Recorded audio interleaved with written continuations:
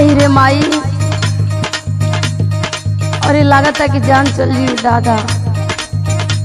अरे अरे अरे अरे अरे का भइल रे?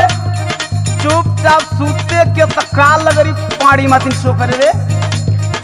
तू मरद हुआ कि बरद हुआ हो, तोहरा नहीं खे बुझात? बतैबी तबे न जानो कि हम कोनो लाल बुझकड़ है कि अपना मन में जान जाई। सुना, हाँ सुनाओ।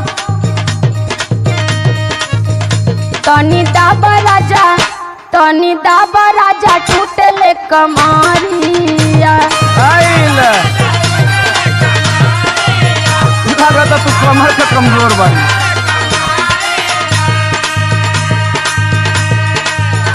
कबो नीचे टूटे कबो ऊपरिया, कबो नीचे टूटे कबो ऊपरिया।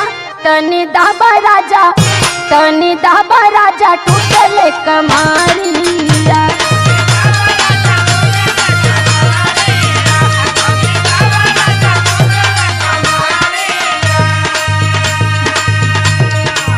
सही मेरे बड़ा बुखड़ गइल बा। तुमके मजाक लगता? तो सुन हमारे को बात बताओ। कमर टूटी नहीं, कमर टूटी नहीं तो कमर टूटी नहीं, खाला तू दवाइया। अब ये लगला सहज उपाय बतावे। और कौन उपाय बता?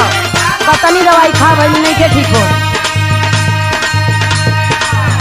दिक्कत खाट करे लेट जो तू भूइया, दिक्कत खाट करे लेट जो तू भूइया। कमर टूटी नहीं वो कमर टूटी नहीं तो कमर टूटी नहीं, खाले तू दवाइया।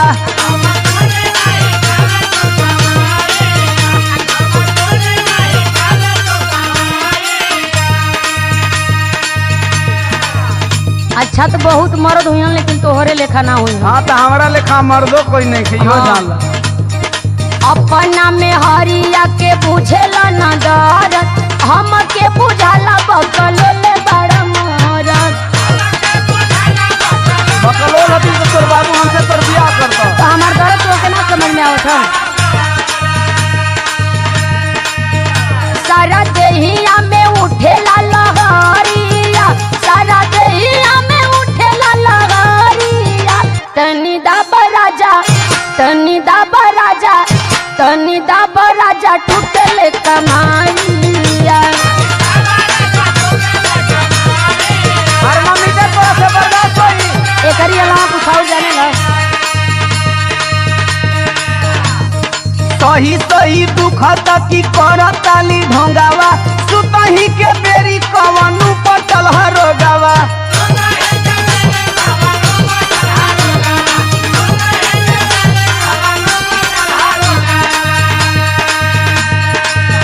माना बात बाटे यही में भलाइया, माना बात बाटे यही में भलाइया।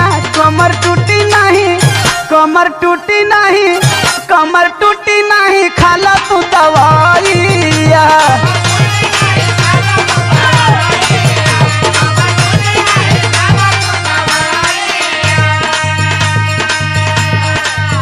तोहके खाली सुतले के चक्कर धैले ह। का करी रात हो गयल। सुन, हाँ सुनावा। ऐसन बा रोग काम करे न दवाई, हाँ?